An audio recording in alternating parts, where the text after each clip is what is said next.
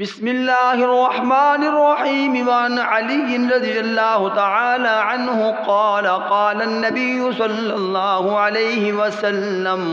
من قرأ القرآن فاستظهره فأحل حلاله وحرم حرامه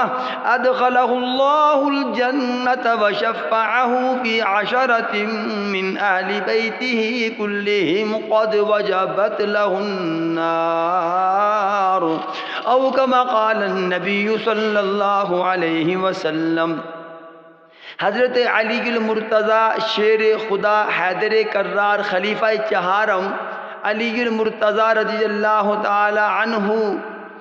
بیان فرماتے ہیں کہ حضور اکرم علیہ السلام نے فرمایا کہ جس مسلمان کے قرآن کریم کے ساتھ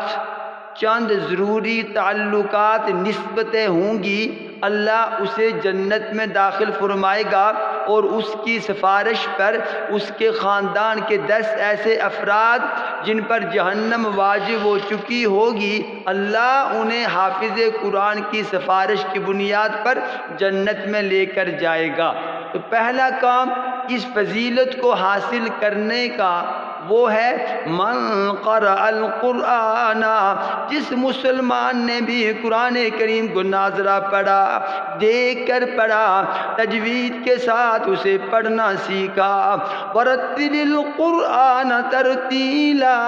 قرآن کریم کو ٹھہر ٹھہر کر پڑھنے کا رب العالمین نے حکم دیا ہے۔ اب جس نے بھی قرآن کریم کو ٹھہر ٹھہر کر تجوید کے ساتھ پڑھنا سیکھ لیا، دوسرا عمل فاستظہرہ، اور جس نے قرآن کریم کو الحمد سے والناس تک حفظ کر لیا، سینے میں جاگزین کر لیا، زبانی یاد کر لیا، اور جس نے تیسرا کام کیا فحل حلالہ، قرآن کریم کی حلال کردہ چیزوں کو حلال سمجھ کر استعمال اختیار کرتا رہا، اور نمبر 4 اس فضیلت کو پانے کے لیے چوتھا کام جس نے یہ کیا وحرم حرام، اور جن چیزوں کو قرآن کریم نے حرام قرار دیا ان کو یہ حرام سمجھ کر چھوڑتا رہا، ترک کرتا رہا۔ یہ 4 کام جس نے کیے اللہ اسے جنت میں یقینی طور پر داخل فرمائے گا،